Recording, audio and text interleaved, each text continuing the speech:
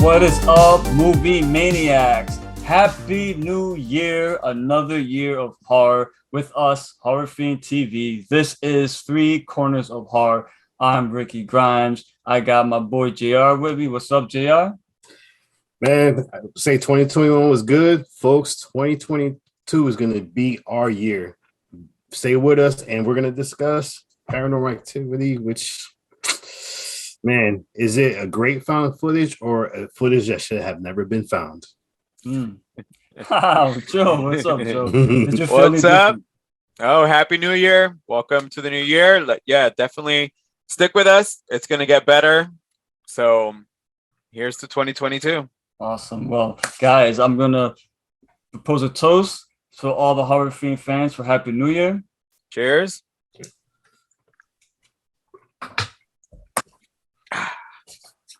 All right, well, today, Let's get to it.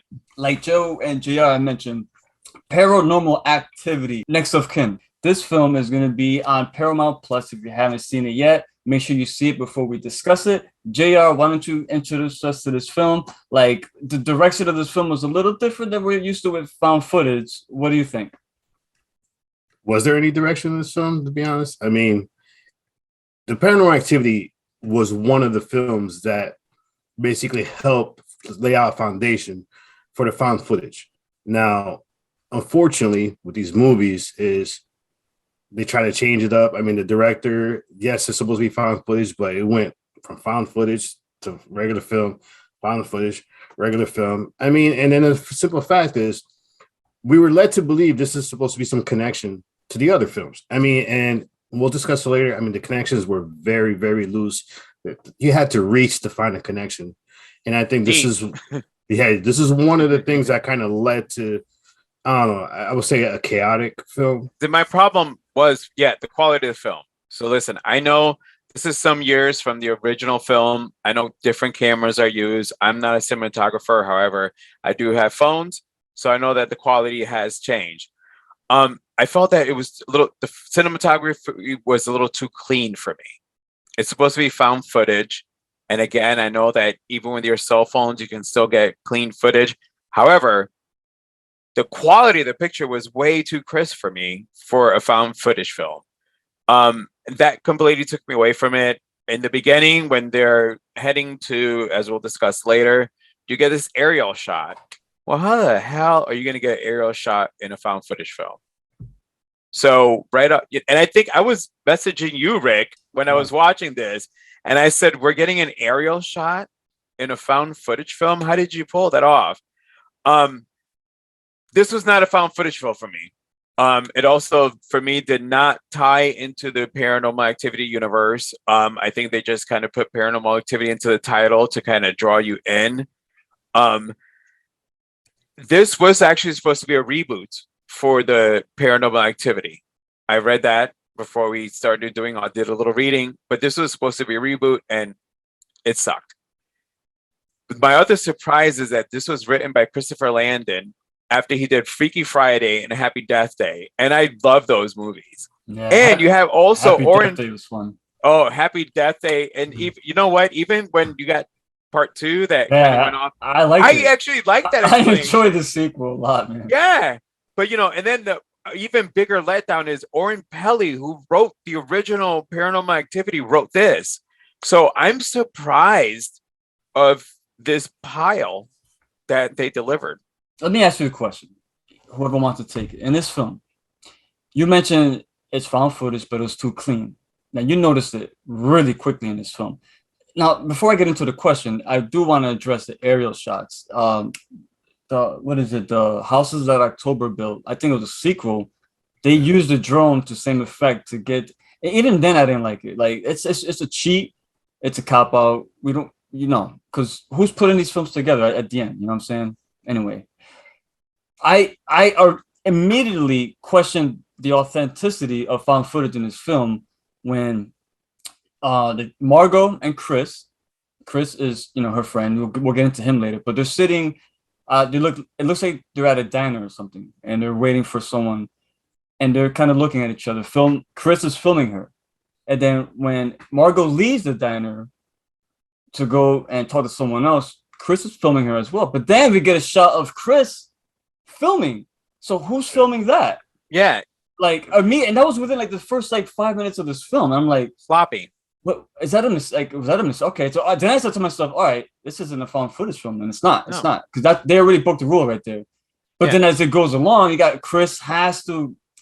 Another thing, as cinematographers, you know, me and JR, this guy must be loaded. Did you see the equipment this guy was hauling around? Like the cameras, the lenses, it's like everything.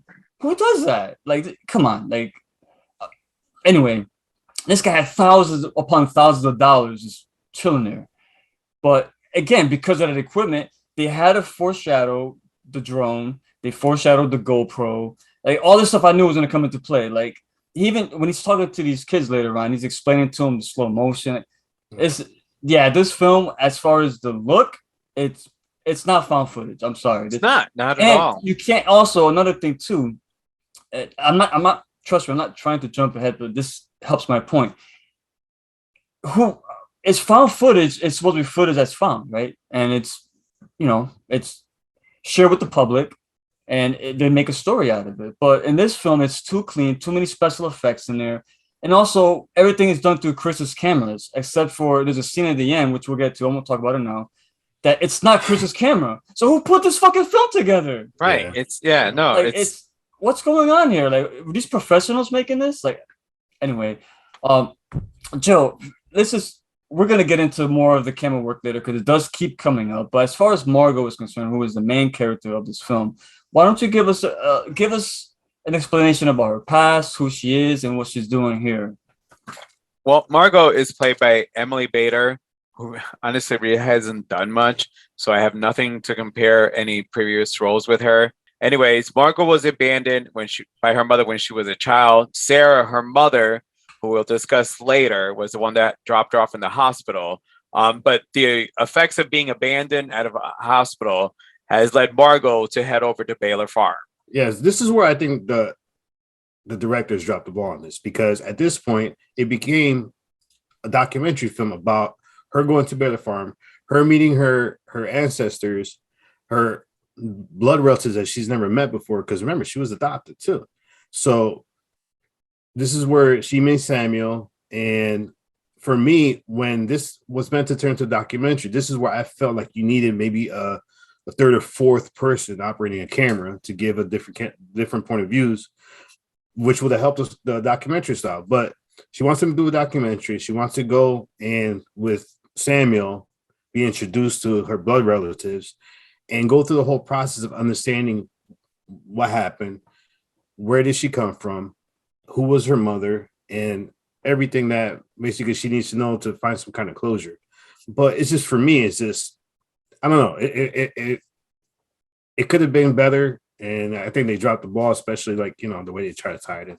So the character of Margot, I'll be honest, I didn't like her. She was, I don't know, she annoyed me. The way there's danger in front of her, but she always insists on keeping going, and I just think that's so unrealistically. She puts all her friends in danger. I think I don't know.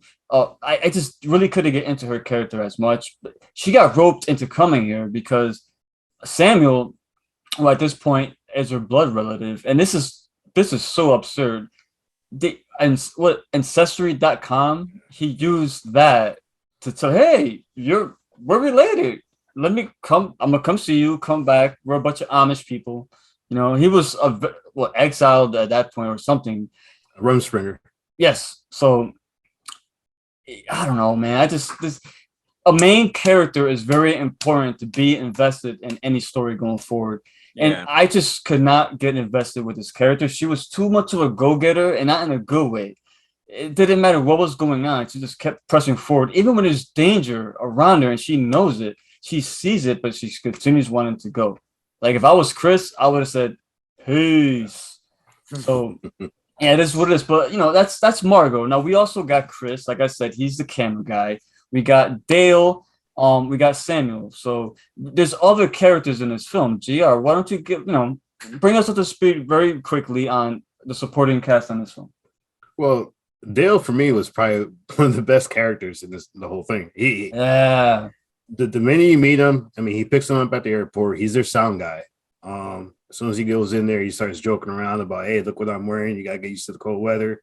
You know, I'll show you." Basically, he wants a flasher and stuff. I mean, yeah, the pants that turn into shorts. yes. And then he was like, he was a joke for the crew. But at the same time, not only was he the joker, he was the one that was constantly, he was warning them. Yeah, I don't like this. You know, he kept the whole thing. I knew farms were haunted. You know, this is BS. I mean, he was the one that wanted to get out. Also, real quick, he was the one that when he first met them, he came out of the van and it was like, wait, hold on, runs back in, grabs his little mask because it's during COVID.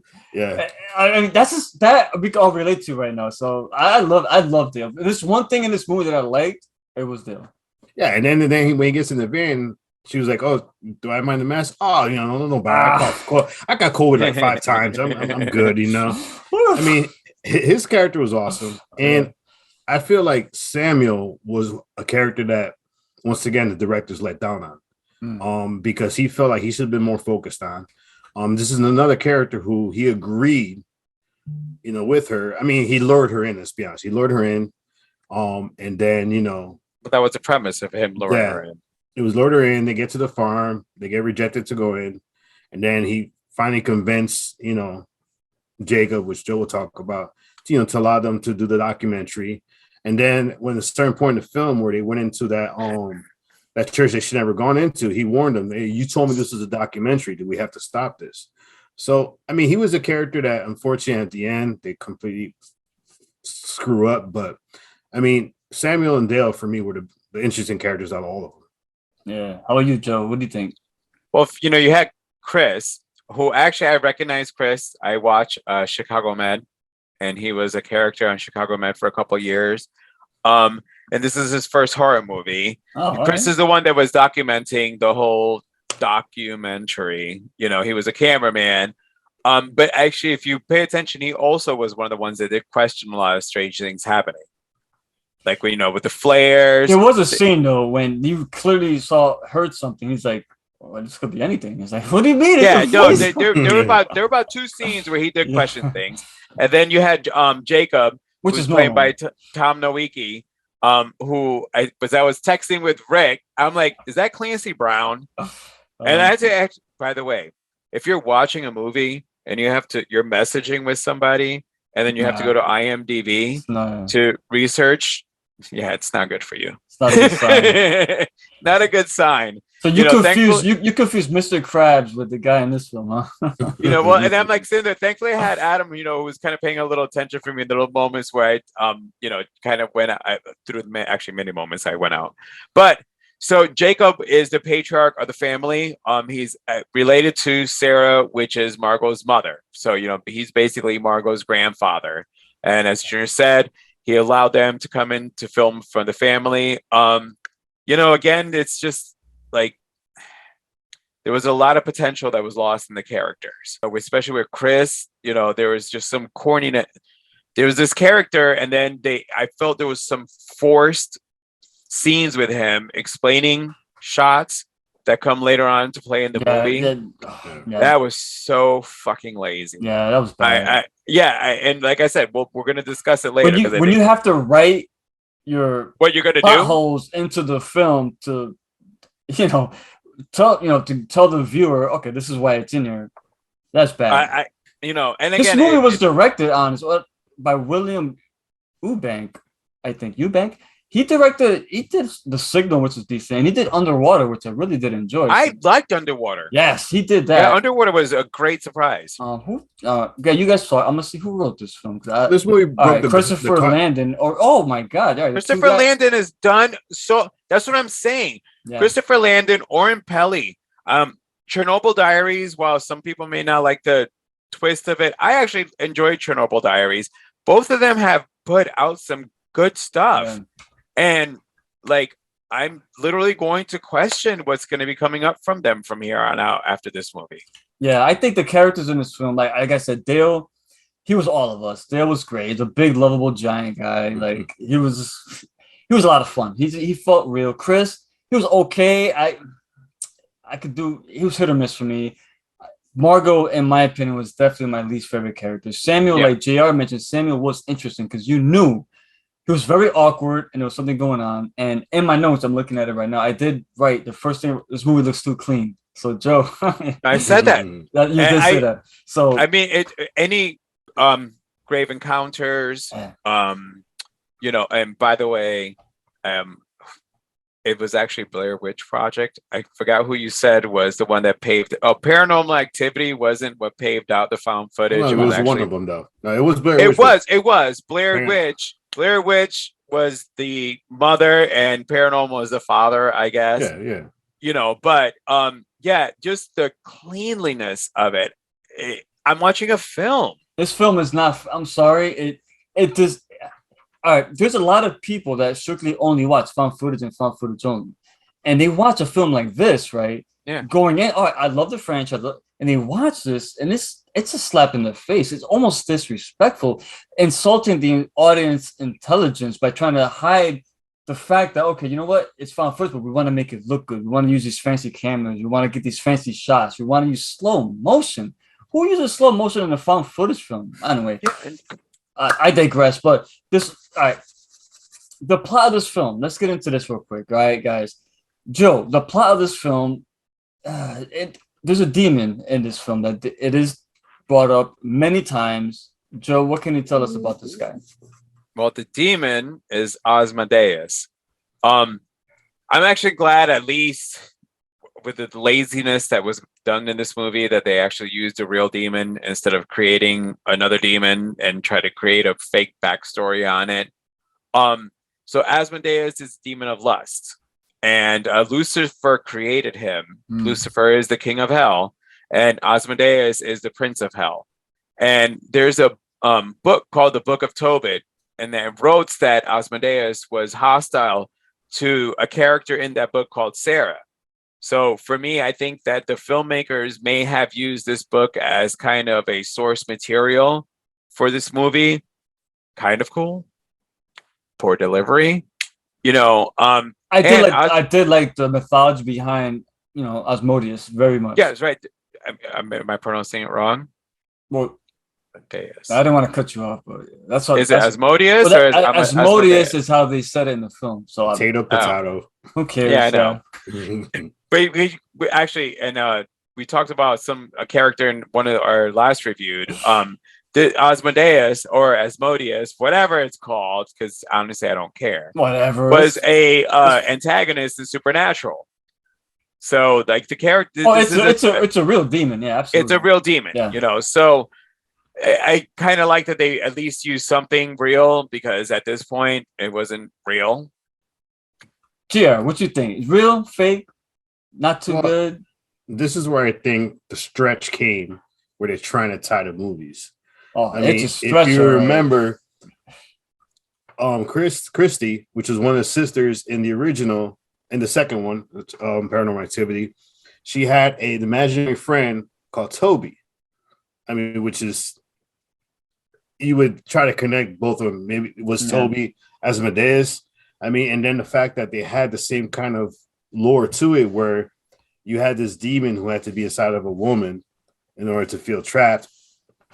As far as, that's what they try to, when they talked about the mythology of Asmodeus, they brought back, Norwegian village where, they had to keep it into, in the woman's body. So they approached a white witch and then had to go between mother and daughter. I mean, it was as cool as it even was. I feel like, all right, now here comes the stretch. Here comes a little thing where you're trying to go a little too far to explain something. And now I also remember one of the twists in this too was, which I don't think we're going to mention, but this family said they were Amish, but they were actually the outcasts of the whole Amish community. So they were Amish. They weren't Amish. Then, they weren't. They were basically worshipers of this Asmodeus. Well, not worshipers. They were trying to technically protect the world. Let me ask you a question real quick. So were they villains? Or no, because you're right. I don't think they were. They were trying to protect the world. Yes, that's how I took it. Sacrificing the body of that's how I took it. Yeah. Woman, because remember when they were talking about the village, they said the fact that if the demon, which later on we'll see, but the demon does not go inside this woman. It jumps from body to body to body, basically causing carnage and chaos. Which, you saw it in the book of Tobin when they're talking about it, and later on you kind of revisit. But it was a little bit of a stretch. That one long scene when the characters come in and it's a one long shot and they show one guy running with his eyes burned out or whatever. One guy's on fire. Hey, guy, just jump in the fucking snow all over. Just jump in the fucking roll over. Like, put yourself out. Yeah, exactly. So I did like all this. I did like that part of the story. I just think poor execution overall because this film should not have been found footage. And if they were to do found footage, they should have went all the way and just take Chris out of here. We don't need his expensive, it's fancy equipment. We don't need any of that. We don't need slow motion. We don't need GoPros. We don't need fucking drones. We don't need any of that. This story, if you look at it though, as a story, it works. Like it's an Amish community that has an outcast, right, in their community that they're trying to save everybody by doing these weird practices, but they're kind of blending in the open, pretending to be Amish. But over time, the original vessel gets so consumed by Asmodeus that it starts turning into the demon itself. So they need someone else. So that's if done right, it could work. Joe, you're laughing at me, so I'm gonna go. Did they steal something from The Village from M. Night Shyamalan? They stole a lot from a lot of. As you're talking, as you're that's why I jumped to talking right now. Something. I'm going. Wait, hold on. And we keep talking about the filmmaking aspect of this, and you're talking about the shots, the camera shots, the found footage. Not me. I'm a big into lighting, and two of the best scenes I thought of this film was one, the scene when they were eating dinner with Jacob and the whole family. That was beautifully lit. That gave that was the only time that it wasn't a very like perfect footage. It was, you got the little greenery, the noise from, the lighting and stuff. And then the other scene, which I thought if they would have kept it this way, this would have been perfect for found footage, is when they go into that church, not the church, the farmhouse, and when they find when they see the scene with the goat. I won't get into that, but the way that was whole filmed, where you had Chris following Margot, you had Dale, you hear Dale on the side, that was, if it was filmed like that the whole time, it would have been perfect. But for me, one more thing is, this film makes the error of you're not supposed to show and tell. I mean, tell and show, which that's what they did. They told too much instead of just allow the movie to show it. Everything you do is show and tell. Yep. They completely flipped the script on that. Yep. Yeah, I agree with that 100%. So another thing in this film, so we talked about Margot and her misfits. How about her mother? Now Sarah in this film is pretty much a driving force within this plot. It kept moving everything forward. You know what I'm saying? So Joe, what can you tell us about Sarah, and discuss how she played, how her part played into the climax of this film? Well, so as far as Sarah, as I mentioned earlier, she's Margot's mother. You hear earlier on in the movie that Margot got left behind. So I felt that Sarah's intention to leaving Margot behind is to kind of break a cycle that their community had been dealing with. So Margot had a what's the word I can use here? A role to play in this community. Because Sam said that the woman had to be the vessel because they're the only one strong enough to contain the evil. So by Sarah leaving Margot at the hospital, she was basically pulling her out, trying to protect her daughter. Mm-hmm. Not knowing that her daughter was going to come back. But then you also find out that when Margot shows up at the commune and she's talking to the little girl, and I can't remember the little girl's name, but the little girl mentions that she's still here. Yeah. And that's when you got the first inclination that Sarah's still alive, because at this point I thought she was dead. Mm-hmm. So you got the inclination she's still alive, and now that she's in the commune. I'm sorry. I find it funny, the scene where Margot finds Jacob's little hidden area where all the computer, the webcam, like that's so ridiculous, man. It like, is. like the fact that they were watching it for so long and they made it this weird plot where usually ancestral, what ancestral.com? That's what, is that what it, ancestral. Yeah, that whatever. yeah. So Gr, what's up, man? What do you think of what do you think of Sarah here? Like, Let's go back to how big of a character was she for you? she could have been a bigger character, but she felt like she was too much in the background. Where the scene where Joe talked about with the little girl, she also said she doesn't want you here. Yeah. Mm-hmm. Which I mean goes to the point you were trying to make. But at the same time, the minute because remember that was Jacob's daughter. So even Jacob was saying that, you know, that Sarah, there was something dark inside her, that, you know, she didn't like the way our community was, so she would go against our community. I think out of spite, she went and got pregnant just out of spite, you know, Out for of the lust. community.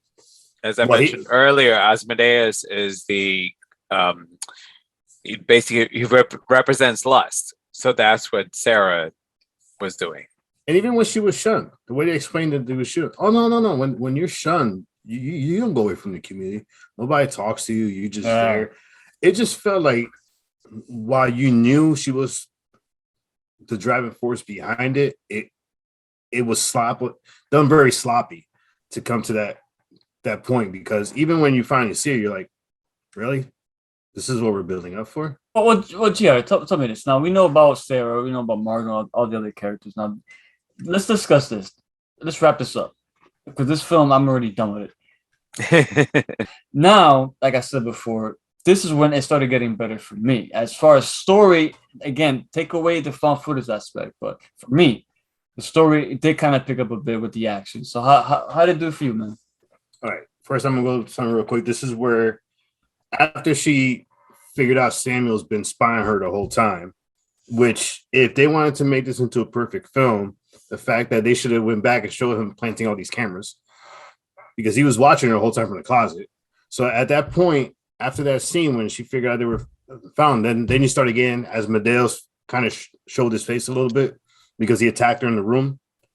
And then she's standing there, basically dripping in blood. The guy said, he said, "Oh, it's what an extreme menstrual cycle or some shit." Yeah, like, motherfucker, there's blood in the damn ceiling. Yo, how extreme does it have to get? But then I love the fact that Chris and Dill didn't buy that bullshit. I'm sorry, guy. No, yeah, but then it started. I mean, her behavior wasn't like exactly the best after that. You figure she's to be more freaked out. She was just like, and then they go back to the this is where they see the scene where they see the two-headed goat. They wonder what's going on with the two-headed goat. Then they realize there's a hole inside the church. I hated that too. She ends up disappearing. They end up going looking for her.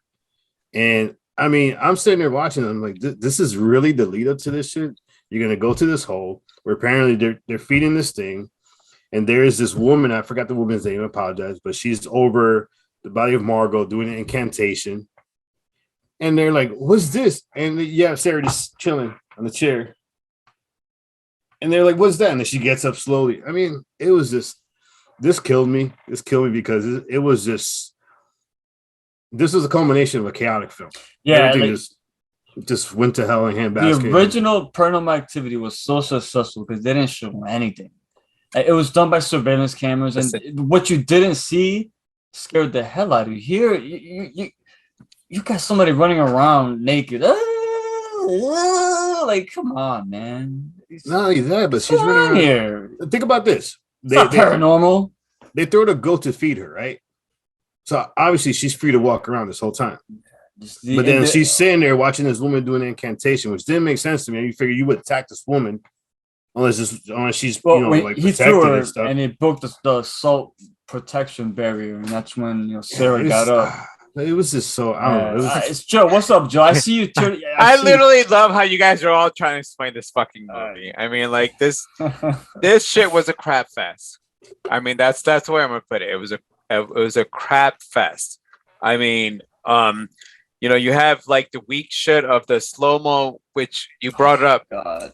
So why? Who slowed it down? Who slowed the video down? We brought up in one of the other episodes of when you do something as kind of what's going to happen later on, and you saw the scene where Chris was showing the little kid Yes. recording the water, because they knew they had to explain and then it. they had to because- now show because- it later on. Because we're stupid. They had to explain it, you know. Really? We're not that stupid. No. I mean, I literally rolled my eyes, and I think I even messaged you Yes. when that happened. See, and I said, seen it before "Real-" you. I saw it, so I knew that. Oh God, I That's know what I'm saying. Johnson I'm like watching, and they just did that. I'm like, really? Did they just do that? Well, Like, let me ask. All right, let's get to the ending real quick.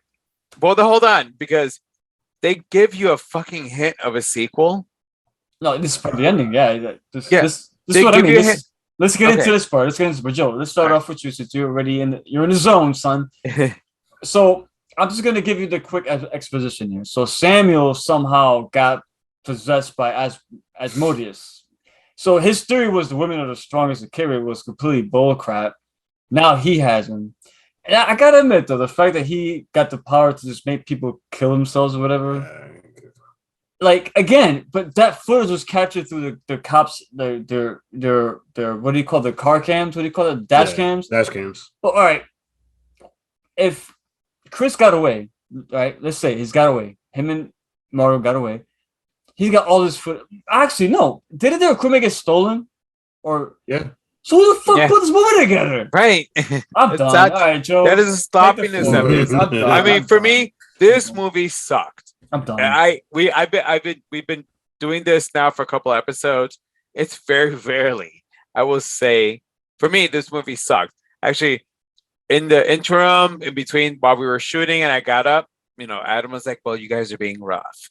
No, this movie sucked. Bro, halfway know. through I said it, and I got it in my notes right here. Margot is getting sacrificed in this film. Yeah, I mean, like This is so Junior, your connection to the farm was weak for me. This all- was that's not all I a could do. found footage film at all. So yeah, it was kind of weak because even the marked ones kind of I enjoyed the marked I ones. loved it. I love that film. But this just for me it sucked. So yeah. I thought for me my thought is if you wanted to reboot the franchise, maybe let's not reboot the franchise. Why don't you try it out? Just let's call it Next of Kin. Take If it was Paranormal just Activity out of it. yes, and don't pretend to be found footage either. Yeah, because you're only pulling me in on that. if you want to have fancy shots of slow motion and drone shots and nice GoPros, don't do a found footage film. Right. You're just disrespecting all the found footage fans. This is the only reason I watched this. And I know I brought this up to you guys.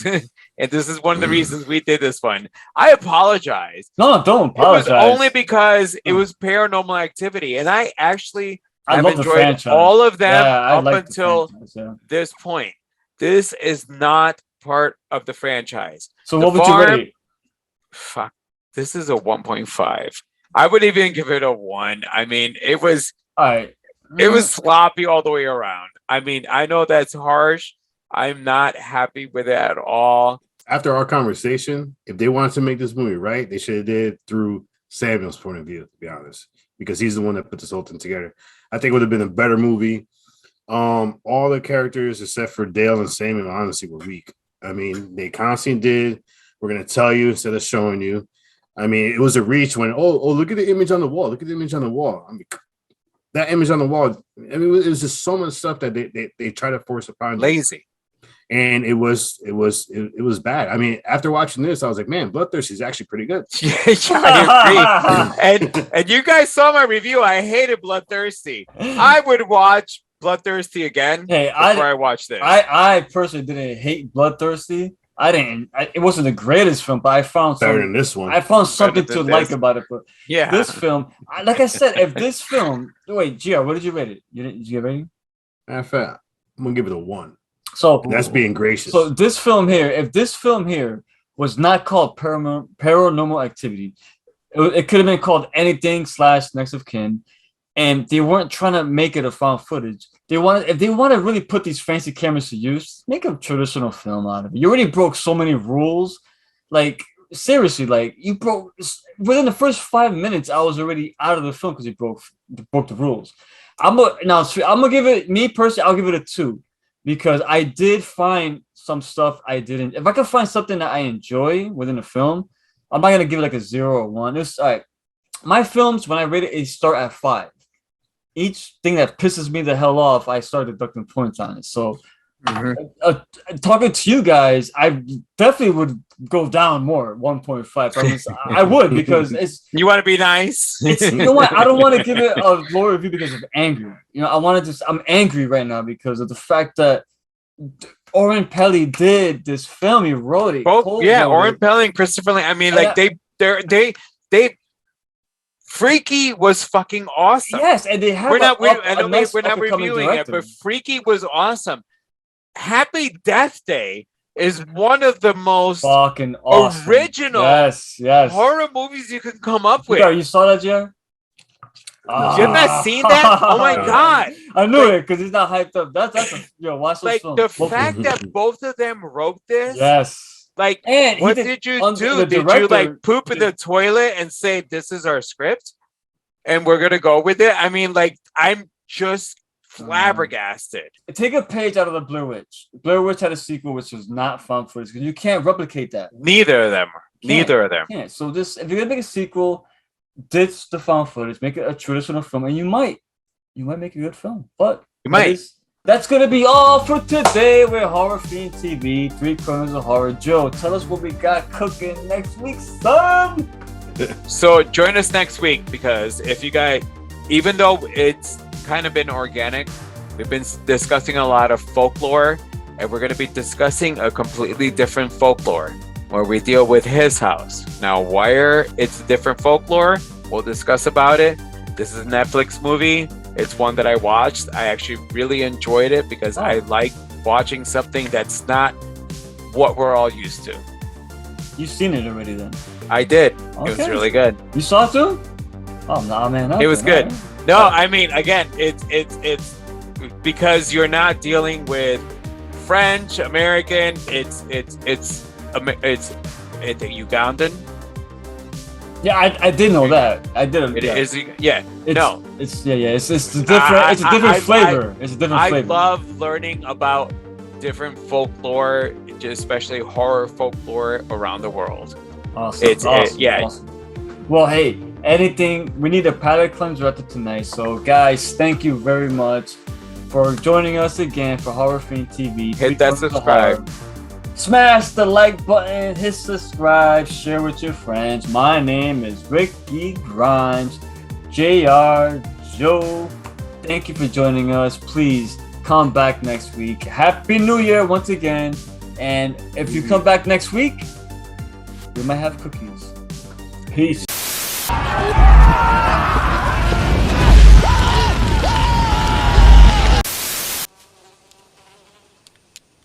That is one big pile of shit.